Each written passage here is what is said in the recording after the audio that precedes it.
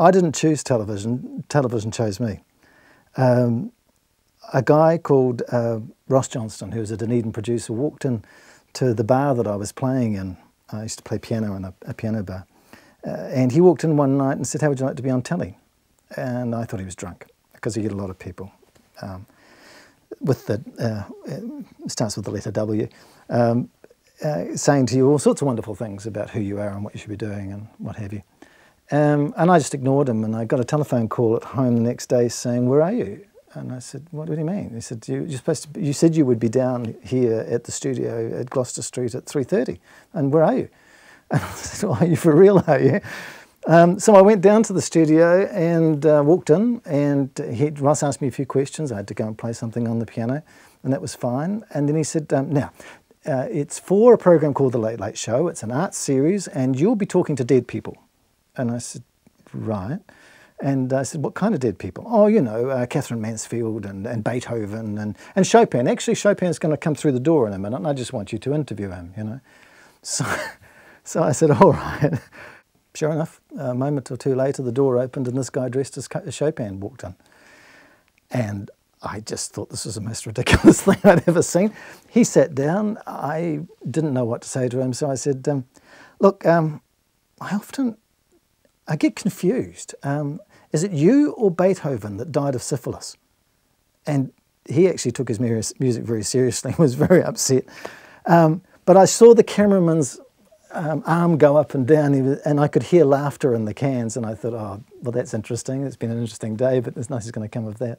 I got home, and must have been home about 10 minutes, and I got a telephone call saying, "Can you be at Larnac Castle next week? You've got the part, and we'd like you to play the part of the host for this late show."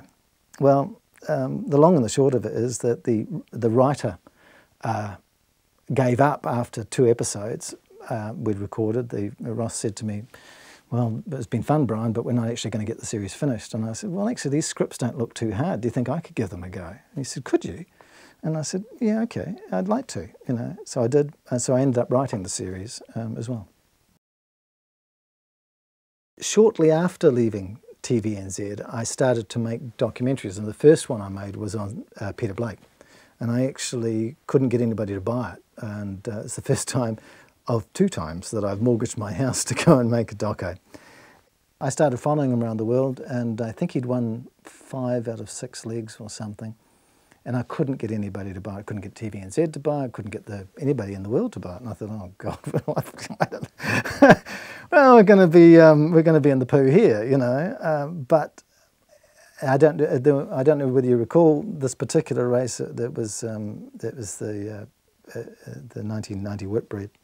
And they were racing down the top of the North Island again, and Bake was against Dalton, and Dalton's sail went down. And as he came in, from the time he got into the heads to the time that he landed, the phone rang maybe 32 times. And by the time he'd landed, I'd sold it in Germany and Britain and France and all sorts of places. And then TVNZ rang up and said, "This bit of a doco you're making, Bryan." I said, "Yes." "Well, we might be interested in taking it, but we'd won all the world rights." And I said, "Well, you can. What remains?" And they said, "What do you mean?" I said, "Well, you could have Namibia if you want, you know." But they bought it too, so that was good.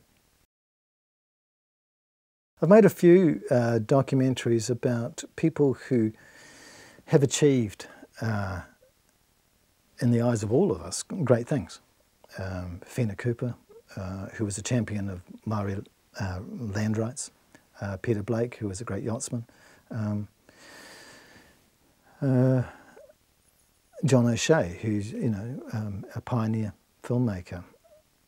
I wouldn't want to kind of denigrate these people in any way. I mean, they are extraordinary people. But I guess if I was to distill out something that was common to all of them is a degree of selfishness, which you can kind of understand. That they're focused on their own career, they're focused on what they want to do, on what they want to achieve, and everybody has to fall in behind that. And I think that's an element of that AAA type character. And it was interesting that they would all take input from other people, but take very little of it. They'd take a little bit of it, bit that they hadn't thought about that actually worked. Like Blake would take some input from his navigator, and he would take a little bit in from the race tactician or something, and then he'd say, right, but this is what we're going to do. Well, Fina was actually worse than that. She wouldn't actually consult with anybody. She'd just go, well, I've looked at it, and this is what we're going to do. What is a great privilege to be able to interview people like Howard Morrison and people like that who've achieved substantial things in their lives, is to actually discover how human they are too. And they've also got, like all of us, they've got human foibles and things that maybe they would like to improve on in their own lives as well. But they are people, and they are someone's mum and dad, and they have those roles to play too. And they're different with their kids than they are with the public. No one knew why a man, and it's always a man, gets up one day and shoots his neighbours or shoots his workmates. And I thought, well, what I'll do is I will go into the lives of maybe 10 of these mass killers and see if there's anything here. So I got a spreadsheet out and I just wrote down things like sense of humour, and discovered that they all liked jokes which caused pain to people. They had nearly all to a single one of them killed animals shortly before.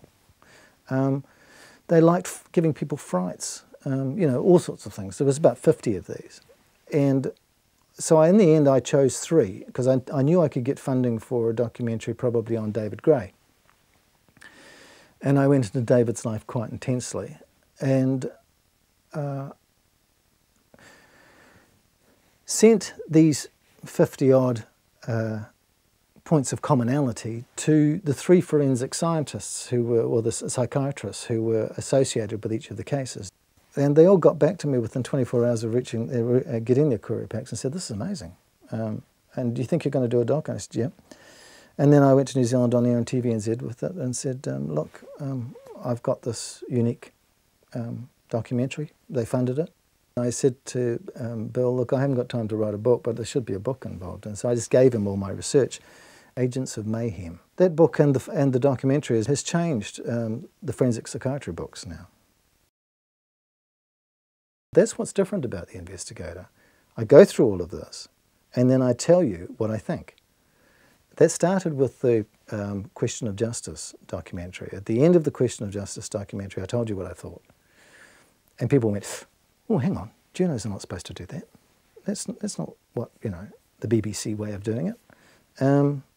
But New Zealanders responded to it. And because when I would go on radio talk shows about some of these crimes, the first thing that the interviewer would ask me is, well, do you think he did it? And I thought, well, maybe I have a right to say whether I think the person did it or they didn't, or justice was served or not, because I've done the hard yards. I won't make a documentary unless I get primary documents. If I don't get the court record, if I don't get the exhibits, and I can't make it, because you can't make it from newspaper clippings and things like that. That in a sense is hearsay. You have to actually get what people said in court, and you have to get your hands on the evidence, and then you can do the investigative stuff. And so, yeah, that's the difficulty. The difficulty, first of all, is access to primary documents. And often the Crown doesn't want you to get access to that and will cause all sorts of problems for you.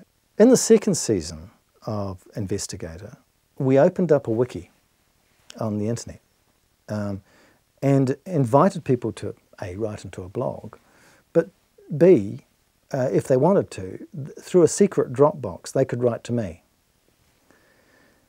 in complete confidence. It has been extraordinary, the number of letters, emails that I've got through the Dropbox from very, very reputable people, lawyers, former undercover cops, all sorts of people, have written to me about cases.